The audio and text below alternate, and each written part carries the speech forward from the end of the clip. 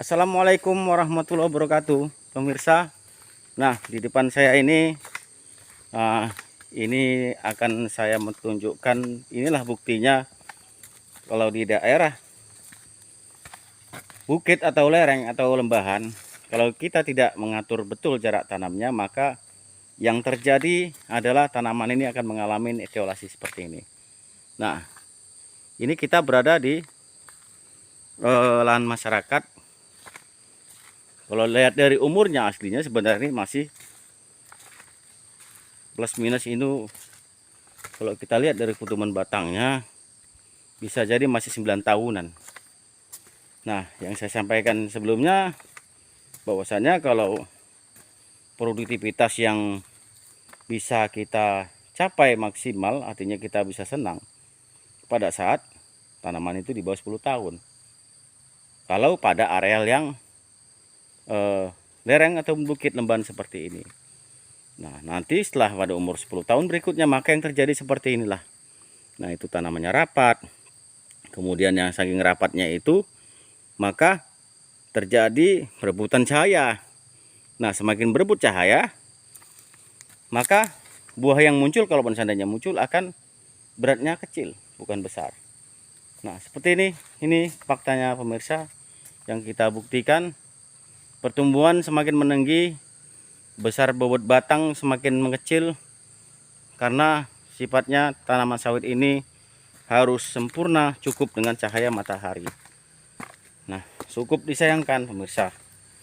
Ini jadi pada areal ini kita tidak bisa paksakan banyaknya jumlah tegakan dalam 1 hektar.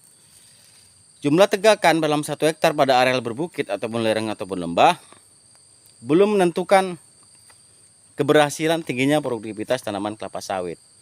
Melainkan kuncinya itu adalah pengaturan jarak tanam. Nah, dan seperti ini harus betul-betul kita atur jarak tanamnya. Kenapa saya bilang rapat? Ini kita anggap adalah bagian daripada terasan. Nah, teras satu ini ke teras yang bawah, ini kalau saya lihat ukurannya sempit.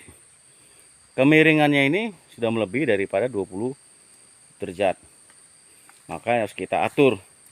Kita atur betul-betul agar supaya tanaman ini tidak bersinggungan pelepah yang satu dengan yang lainnya. Makanya kita pastikan pada areal berbukit barang gini, jumlah stan pokok per hektar dalam 1 hektar itu biasanya paling banyak adalah 125 pohon per hektar. 120 sampai 125 pohon per hektar. Nah, kalau kita tidak mengikuti hal seperti itu, kita menggunakan standar sama dengan pohon rata, maka yang terjadi seperti ini. Seperti ini pertumbuhannya. Seperti ini pertumbuhannya, maka dia sifatnya tanaman ini akan meninggi. Nah, nanti kalau kita pertahankan terus ini, kita lihat buktikan selama 5 tahun akan datang, maka potensi produksi yang ada pada tanaman ini akan menurun. Dan biasanya berat tandan satu tandan bisa mencapai 20 kilo. Kalau udah seperti ini meninggi terus, maka beratnya tidak akan bisa harapkan seperti itu. Maka akan mengecil. Nah, inilah pentingnya fotosintesis pada tanaman kelapa sawit. Dari kita pengaturan jarak tanam pada areal berbukit, sehingga kalau kita melaksanakan pengaturan yang benar, mengikuti standar yang benar, maka kita akan mencapai produktivitas sama dengan tanah rata. Tidak samanya hanya selisih sedikit. Kenapa? Selisihnya tanaman rata 140 pokok, kalau ditanam miring dia 120 pohon. Selisih hanya sekitar 20 pohon per hektar. Tapi kita bisa mencapai produksi ini pada umur sampai 20-an tahun ke atas. Kalau seperti ini kejadiannya, untuk mencapai sampai 20 tahun, ini kita sudah berat. Yang kita dapatkan produksi nanti akan semakin menurun dan makin menurun lagi. Nah, kuncinya di situ adalah bagaimana cara mengatur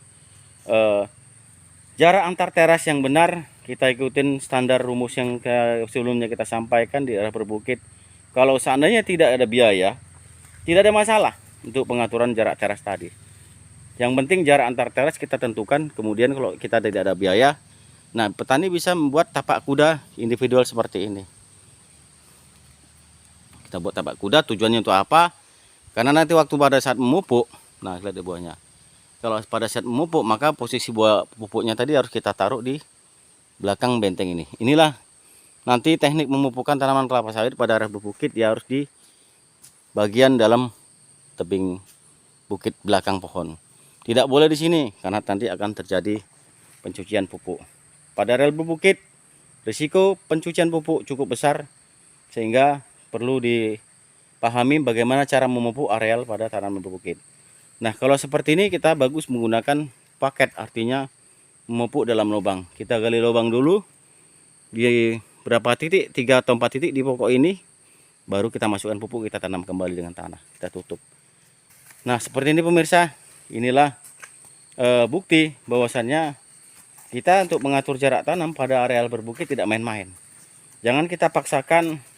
Semakin banyak tanaman kita dalam 1 hektar, belum tentu menjamin produktivitas tanaman kita sukses sampai umur di atas 15-an tahun.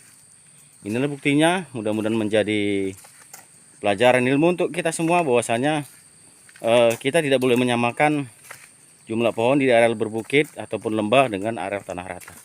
Terima kasih. Semoga bisa menjadi motivasi untuk kita semua petani. Assalamualaikum warahmatullahi wabarakatuh.